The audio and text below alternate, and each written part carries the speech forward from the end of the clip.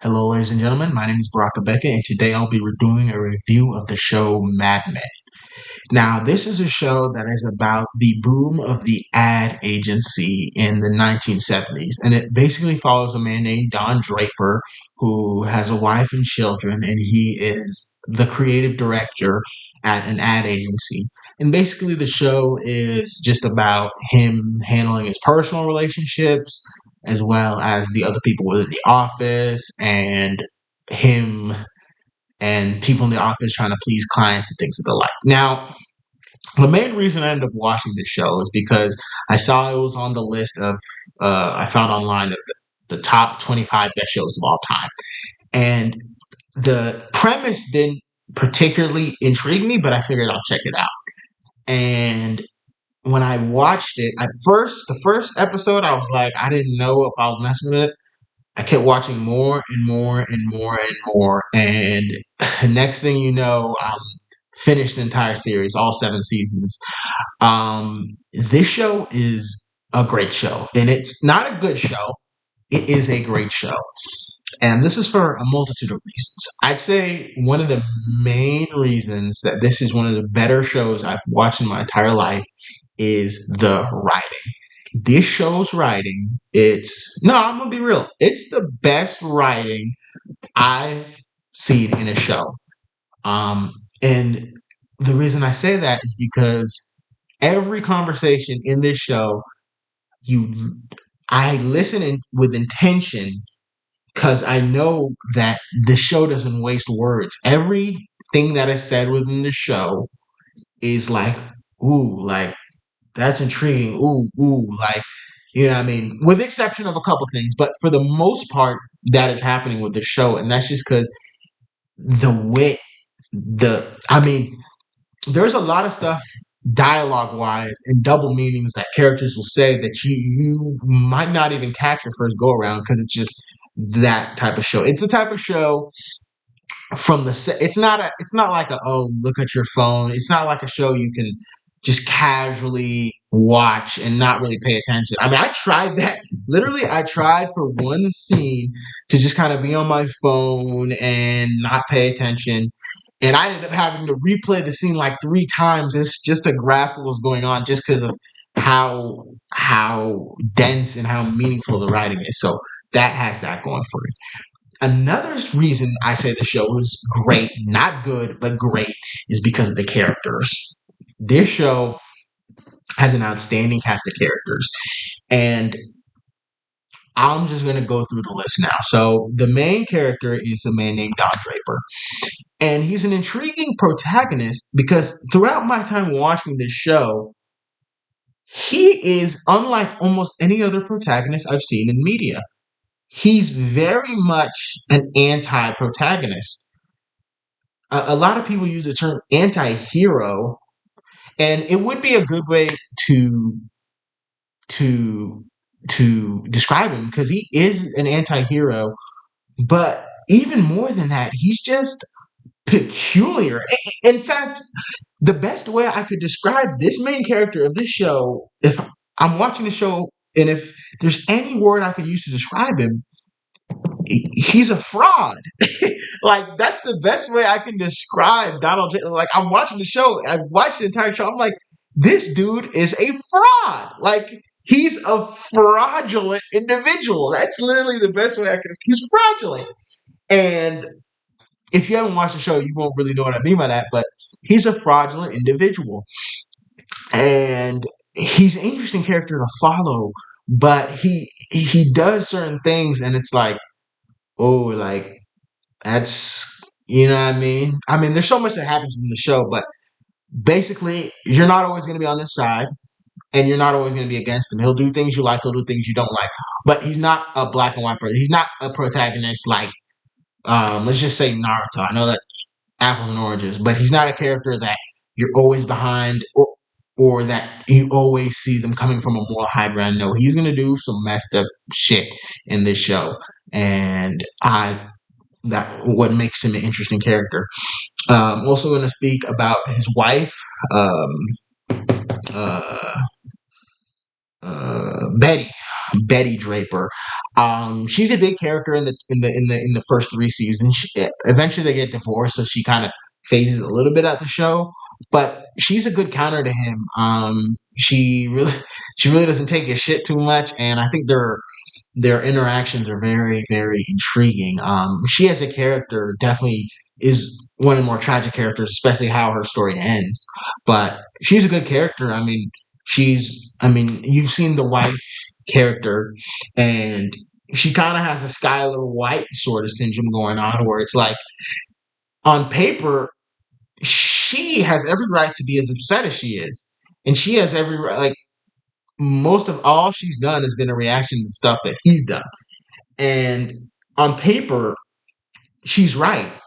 But as the audience, we're like, nah, bro, like, damn, like, give him another chance, like, you know what I mean? Or as the audience member, you don't see her perspective because we follow it through Draper's eyes, but she really has some points.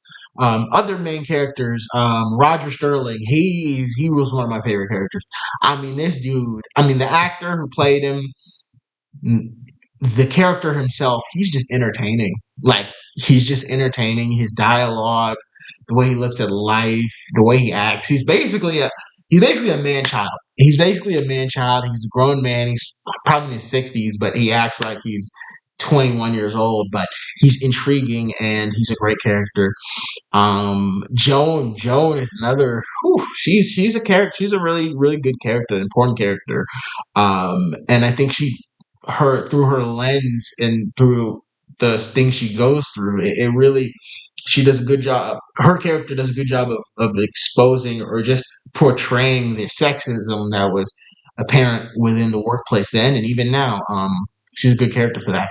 I think Peggy Olson. This is another character. I think what they do with her arc, it's like, okay, like, all right, y'all basically deserve an Emmy for. I mean, no other character starts from where she started and ends up where she ended up. And the progression of it, she is, I will like one of the main, and it's slow, but you see the way she goes from a secretary to Donald Draper to eventually being fully capable within her own right and just the self-confidence that she gains and her work and it's just a joy to see. I'd say those are the main characters and also he gets another wife later on who is I wasn't feeling her too much. Actually, I'm not gonna lie, she was intriguing, but the way she kind of acts towards the end of season 7 kind of has me a little sour. Um, but those were how did I forget Peter Campbell.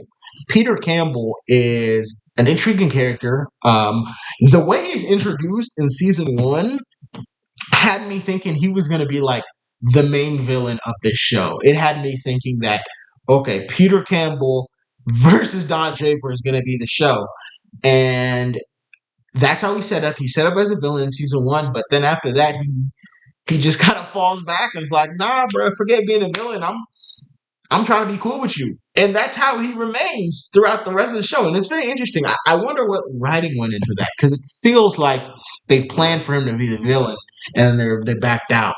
But um, regardless, he's a good character. He's an intriguing character. The actor does a really good job. I definitely do think towards the end of the show they kind of forget what to do with him. Kind of don't know what to do with him. Like season 5, he has a plot line where he cheats on his wife with another man's wife, which I thought was just dramatic and fun to watch. But then the next season, they have him go through a weird plot line with his mom and her healthcare provider, who I guess run off together, and then she falls off a boat at sea, and they just her Pete and his brother just shrug like, "Damn, she fell off a boat." Like what? I didn't know what was going on there, and that's another thing with the show, which is kind of weird. But I wonder if it's a stylistic choice, but they really don't show character deaths. Like in particular, well, one of the first character deaths, or not first character deaths, but a big character death would be Sally Draper's mom, and not mom, Sally Draper's father, and he just kind of dies off screen, like within scenes. They're like, "Oh, he's dead." Like we didn't see a scene of him dying. It's just okay, next scene, and then like one of the heads up, not Sterling, but I believe it's Cooper. He passes away in season 7. He's a main character that's been there since season 1. There's a scene of him he's sitting on a couch and he's happy, he's smiling, he's alive. And then the next scene, you just see someone taking his name tag off of his door, and they're just like, he's dead. And I'm just like, wait a minute, this character's been here since season 1. We don't even get to see him die. It's a very, very weird stylistic choice that I don't know if I mess with it. I really don't. Um, but those will be your main characters. There are other side characters. One character that's kind of forgotten that I think was done wrong was Sal.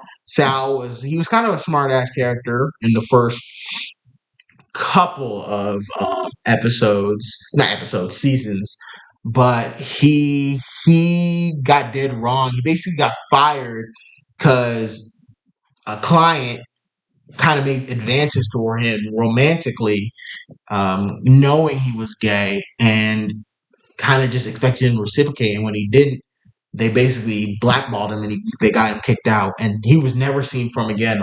Some of these other characters, they leave and they'll pop in the show just to show around. I mean, a lot of these characters, you think you'll never see them again, and then they just pop up a couple seasons later, like, hey, I'm here doing this. He never gets seen again. And I thought that was a choice for sure. I thought that was a choice. But I just wanted to talk about the characters because there's too many plot points to really get into. The show, though, one thing that it does particularly well is that it balances serialization and uh,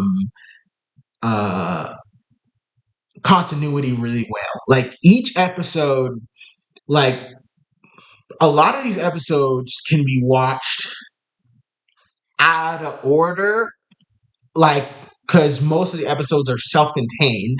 However, there are episodes that do have status quo changes, and some of them have major status quo changes. Like towards the ends of seasons, usually with most seasons, there's a huge status quo change, especially with certain seasons, like season 3.